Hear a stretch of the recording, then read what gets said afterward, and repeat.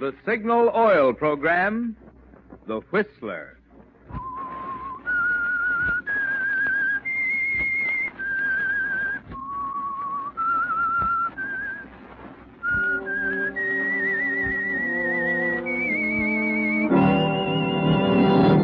I am the Whistler, and I know many things, for I walk by night. I know many strange tales hidden in the hearts of men and women who have stepped into the shadows. Yes, I know the nameless terrors of which they dare not speak. Yes, friends, it's time for The Whistler, rated by independent research the most popular West Coast radio program. And remember, let every traffic signal remind you, with new Signal gasoline, you do go farther than ever. Look for the familiar big yellow and black circle sign that identifies those popular Signal service stations throughout the West, from Canada to Mexico. And now, the Whistler's strange story, The Blind Vet.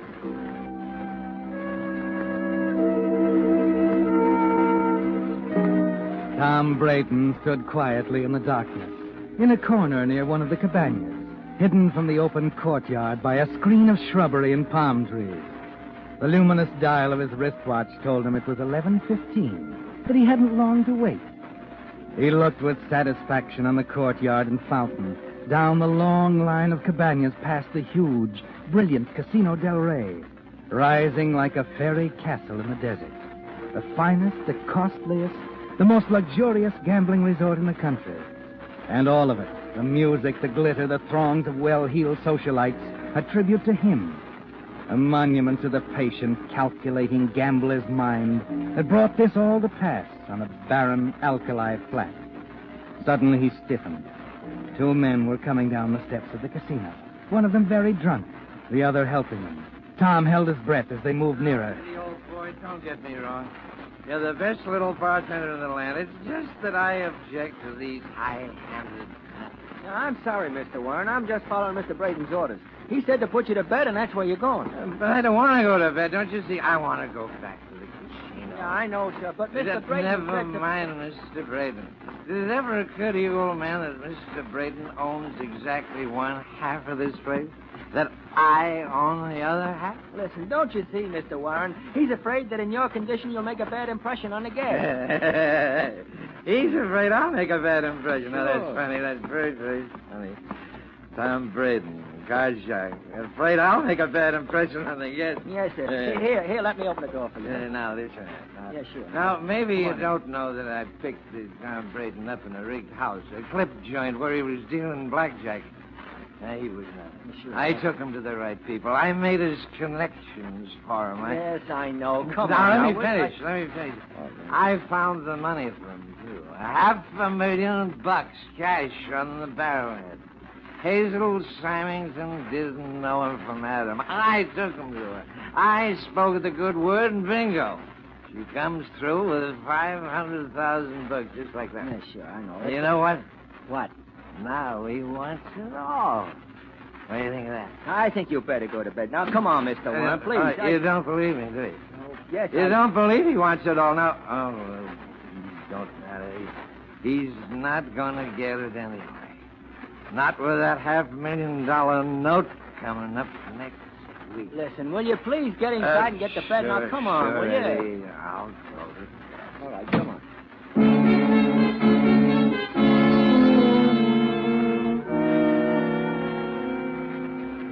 Well, Tom, your partner's speaking his piece again. Same song, 87th verse. You smile to yourself and continue to wait there in the darkness. Finally, you see Ed leave and walk back up to the bar. You stand there for 5 minutes longer, just for good measure, and then walk quietly up to the door, whip a silk handkerchief from your breast pocket, place it over the knob, and let yourself in with your pass key.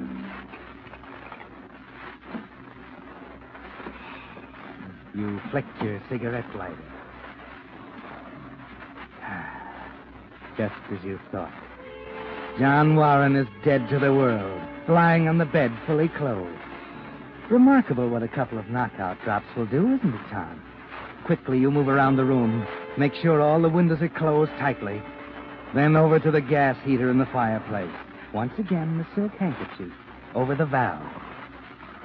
Ah, there. John Warren was right, wasn't he, Tom? You do want it all.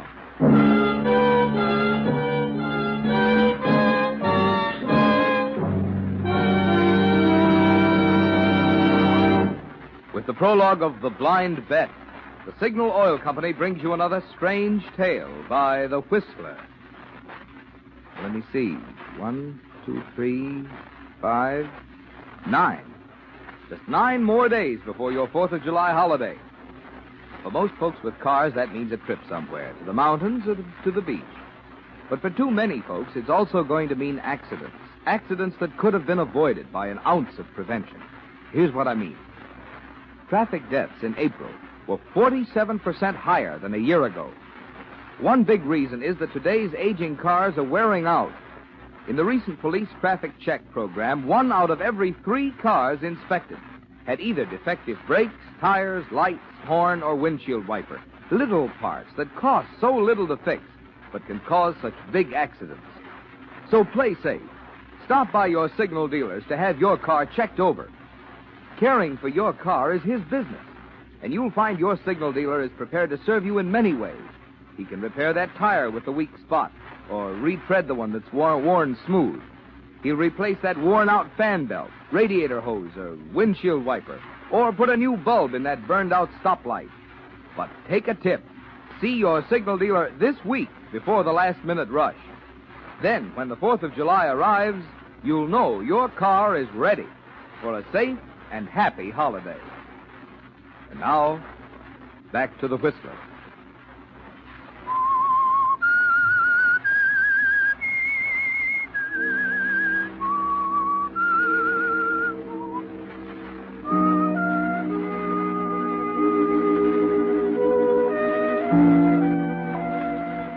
Yes, Tom. John Warren was right. You do want all the money. It took the 3 of you to build the Casino Del Rey. John Warren's socialite friends, Mrs. Symington's money, and your brains. And now you've got to have it all. You stand there at the bar, calmly talking to Ed, the bartender, while John Warren lies dying in his cabana. Like every decision you ever made, it was a matter of odds, wasn't it, Tom? A good bet.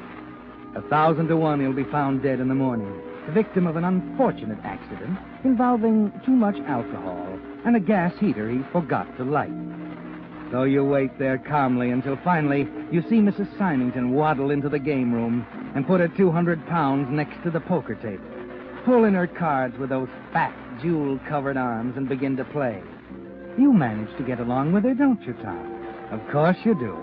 After all, there's the personal note she holds against you for $500,000 coming up for renewal next week.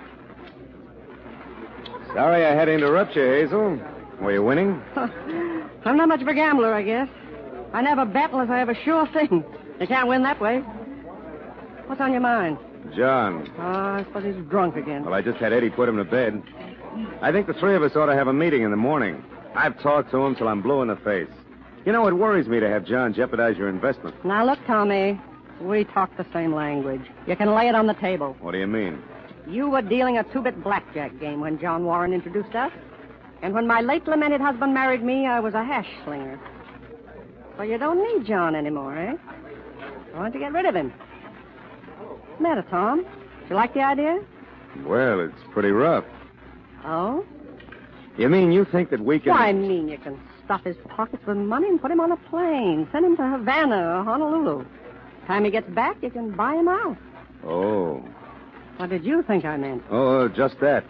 I wonder. Hmm? Nothing. You better run along. Here comes my good friend, Dr. Latham. Okay, we'll meet tomorrow, huh? Well, if you want to. Oh, by the way, don't worry about that note. I'm in no hurry for the money. Of course not, Hazel. You know I'm not the worrying kind.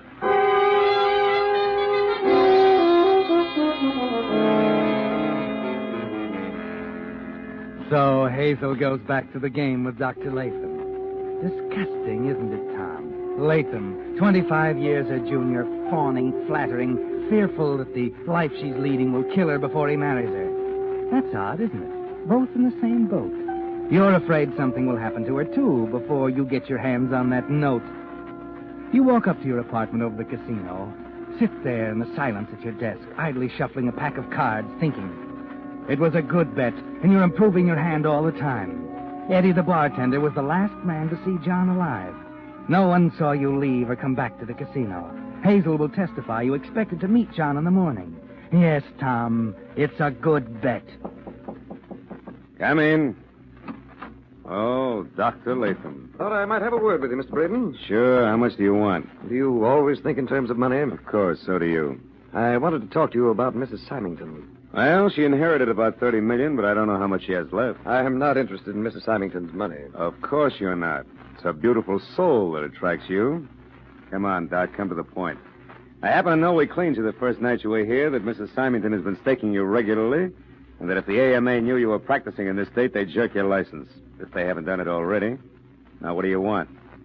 We seem to have a mutual interest in Mrs. Symington's health. Mm-hmm. If anything happened to her, it isn't likely her financial manager would see his way clear to renew the note she holds on you. Right?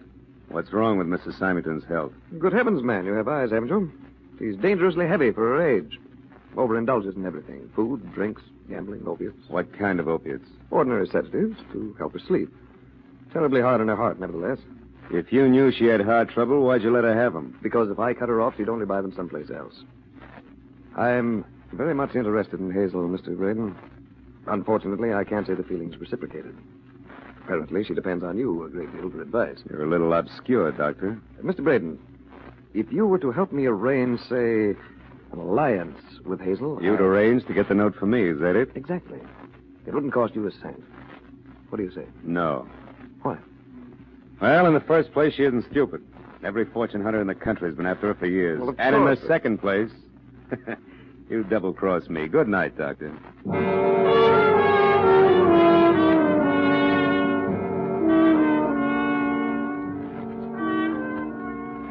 So the doctor has the idea, too, hasn't he, Tom? Something about Hazel's health. Something about her estate moving in to collect the $500,000 note, should anything happen to her. You know you can never pay it. They might as well ask for the moon. You knew from the first that you'd have to cross this bridge someday, just as you knew you'd have to eliminate John Warren. But this one isn't easy, is it, Tom? Somehow, some way, you have to get your hands on that note. Yes, it's something to think about. Something to keep your mind spinning all night. And then... Oh, what the devil. Yes? Mr. Braden, this is Eddie. Oh, yes, Eddie. Mr. Warren's dead. What? He didn't answer his phone, so I went down there. I opened the door, and the place was full of gas. Did you call the doctor? Latham's there now. Said Mr. Warren must have got cold during the night and got up to turn on the gas. But he was in a fog and went back to bed without lighting it. Oh. Tough, isn't it, boss? Yeah. Tough.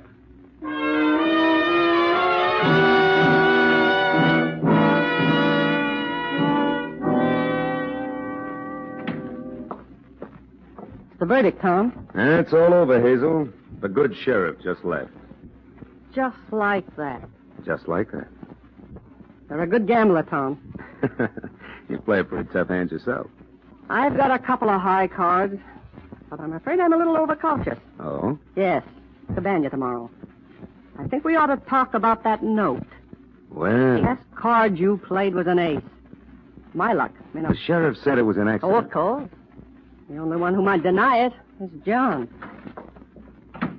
Oh, pardon me. Am I interrupting a postmortem? This is no time for flippancy, Doctor. Hazel and I lost a good friend last night. I'm sorry. I should have known how deeply grieved you are. You don't look so well, Hazel. I never felt better in my life. Well, I don't think you should play tonight. Now, let's not go through that again. You're I told you. overexcited. You've been that way for months. You persist in this. If you keep up with this nonsense with sleeping tablets... I'm glad you mentioned that, Doctor. I'm out of sleeping tablets. Bring some over tonight, will you, please? But, Hazel, don't you understand? Hazel, you'd better listen to her. I'm going back to dress, Doctor. I'll expect you in an hour. Well, I'll bring you one tablet. And that's all. Just one.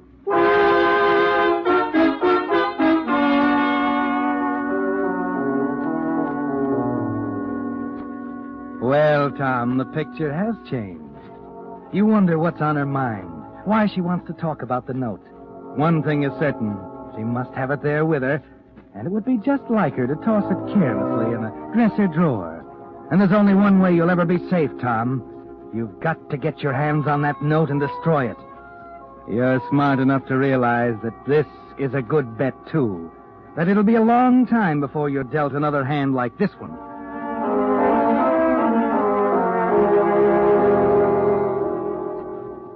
But it's a blind bet, Tom. And the one thing that changed the odds completely, the thing that made your whole plan so ridiculously futile, took place a few hours later in Mrs. Symington's cabana. Now, I hope you understand, Hazel. I'll leave the sedative here, but I don't want you to take it unless it's absolutely necessary. Oh, just a minute. There's my call. Yes? Ready with New York, Mrs. Symington? Hello, Mr. Pierce. Yes, Mrs. Symington. What can I do for you? I'm afraid I made a mistake, Mr. Pierce. I just found I included that Tom Braden note in those papers I mailed you last week. Yes, it's due next week. Did you want me to start action on it here? No, mail it to me at once, and I'll take care of it here. Very well. Is there anything else, Mrs. Symington? No, that's all, Mr. Pierce. Goodbye. Goodbye. Well, what are you going to do? Foreclose? No. I'm going to tear it up. What? Tear up a note for $500,000? Are you crazy? I don't think so. Under the circumstances, I'm getting off cheap. You see, Doc, I've decided that this business is a little vicious for a woman of my age. Yes, but my good woman, $500,000. You don't know what you're doing. And you don't know Braden. It's quite a decision. Indeed it is. I only hope I didn't make it too late. Mm-hmm. That's a pretty generous gift, Hazel. Yes. And I want him to know he's getting it. That's very important. I want him to know tonight.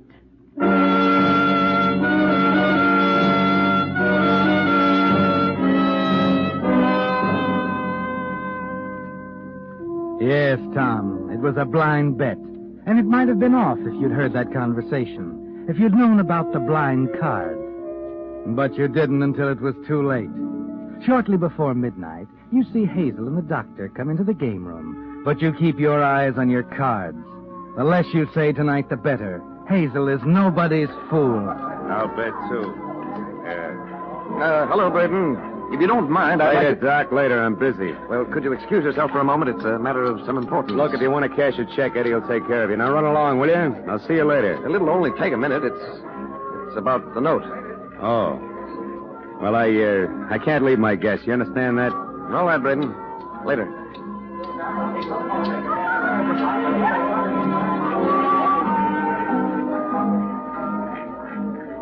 What's the matter with him? He's coming later. Can't leave his guests. Sit down. I still think you're making an awful mistake, Hazel. I know what I'm doing. You're afraid of him, aren't you? Why did you say that? I can see it in your face. You better stick to your pills. I'm not afraid of anyone. I'm serious, Hazel. You don't look very well tonight. I think you'd better go to bed early. Oh, well. Can I depend on you to tell Tom about the note? Of course. I'll walk over to your cabana. Oh, nonsense. I'll go alone. Well, you're acting sensible for once. Remember your promise about the sleeping tablet, I won't take it unless I need it. Here, let me help you with your wrap. Don't you worry about Braden. I'll talk to him sometime tonight.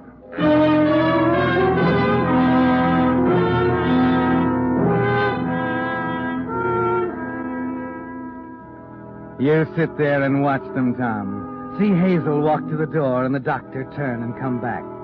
It was about the note, he said. And you're sure now that there could only be one reason why she'd be so anxious to talk to you about the note. She's changed her mind, of course. It's just like her.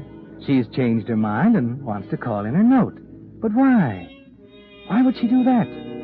You know the doctor could never convince her. She has no respect for him. She must have talked to someone.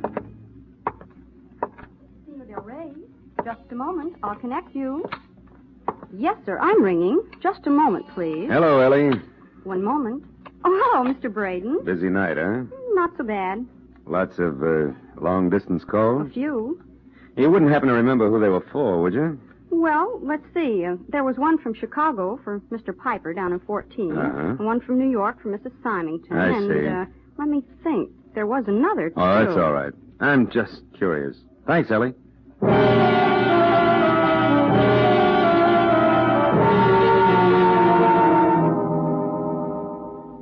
That's it, Tom. You're sure now, aren't you? Pierce called her from New York and changed her mind about the note. Of course. She wants her money, and you can't get it for her. You avoid Dr. Latham. You don't want to hear about the note.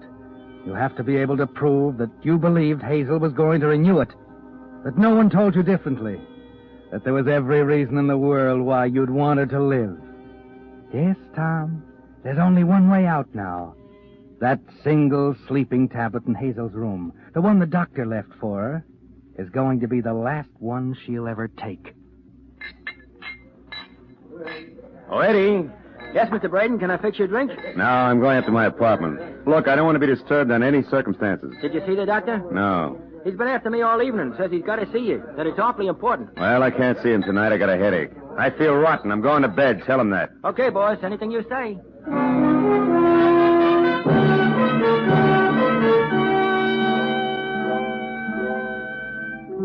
It's 3 a.m. when you use the pass key again.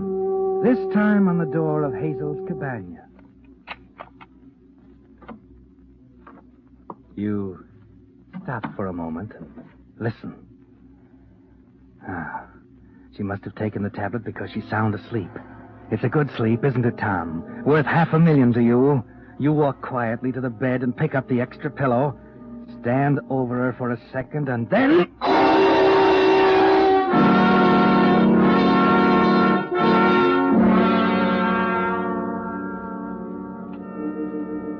She's stopped breathing now. It's all over, Tom. You haven't too much time to find the note. Carefully now. No one must know the place has been ransacked. The silk handkerchief again. First, the dresser. Not here. The nightstand, maybe. Luggage. It's in the luggage. Yeah, the desk. Why didn't I think of that? Sure. Wait a minute. I gotta get hold of myself. I gotta think. The cabinet, maybe. No, she's hidden it. Yeah, behind a picture. Under the rugs. In the sofa, the medicine chest in the bathroom. It's gotta be somewhere. I know it's here. I know it. No, it isn't here. Nowhere else to look. I gotta get out of here. Gotta get out of here.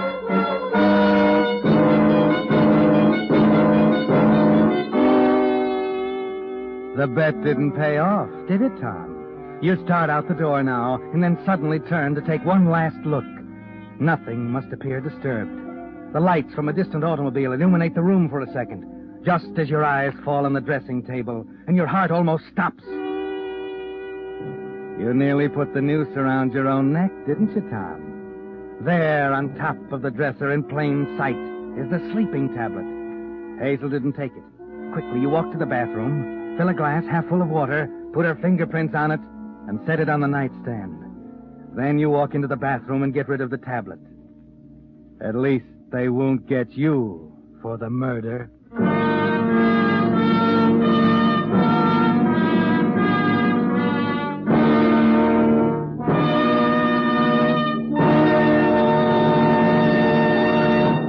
The Whistler will return in just a moment with the strange ending of tonight's story. Meantime, a question. What would you think of a driver who deliberately did something that would clog up his motor with 6 times as much carbon and wear out his cylinders 50% faster than necessary? Well, friends, that's just what every driver is doing who's still using straight oil in his motor. Now, here's what I mean. In exhaustive road and laboratory tests, today's finest straight motor oil was compared with the amazing new type Signal lubricant that combines 5 scientific compounds with 100% pure paraffin base. Signal Premium Motor Oil. The result? The motors using Signal Premium Oil actually showed only 1/6 as much carbon and 1/3 less cylinder wear. Get that? Motors stayed 6 times cleaner. Cylinder wear was reduced 1/3 with new Signal Premium Motor Oil. No wonder drivers who want to keep wear down and performance up are switching from old-fashioned straight motor oil. Switching now to the amazing new type Signal lubricant that's your guarantee of a sweeter running motor. Signal Premium Motor Oil. And now, back to the Whistler.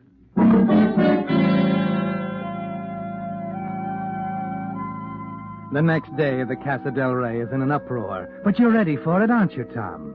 The sheriff is suspicious, of course.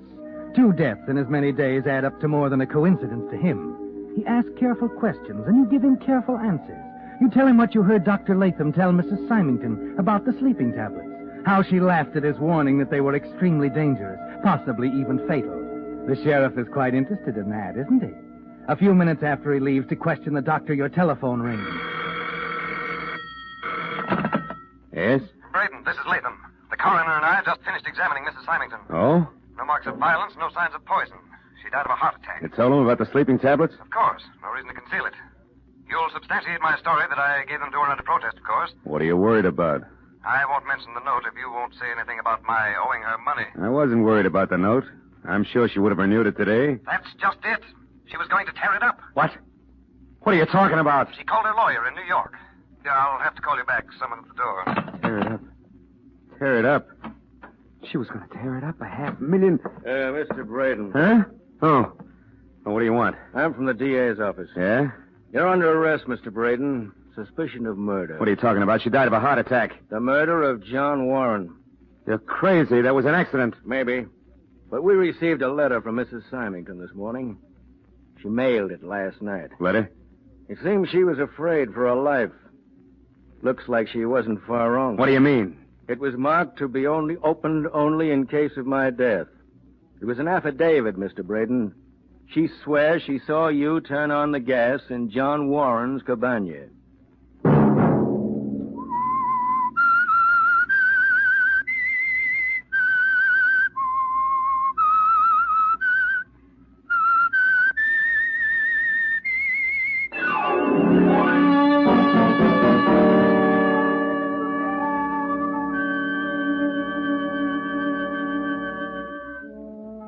Next Monday at 9 o'clock, The Whistler will bring you another strange tale. The Whistler is broadcast for your entertainment by the marketers of Signal gasoline and motor oil and fine quality automotive accessories, and by your neighborhood Signal dealer. Featured in tonight's cast were Gerald Moore and Myra Marsh. This program, produced by George W. Allen, with tonight's story by Bill Tobin, music by Wilbur Hatch, is transmitted to our troops overseas by the Armed Forces Radio Service.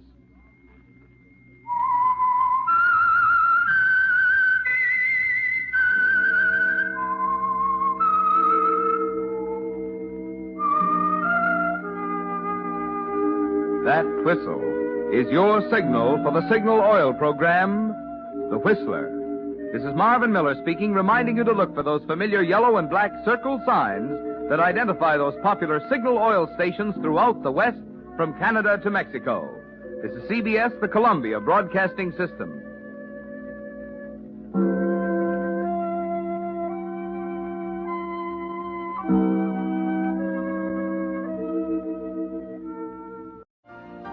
You've been listening to the OTR Gold Network. Find more classic radio at otrgold.com.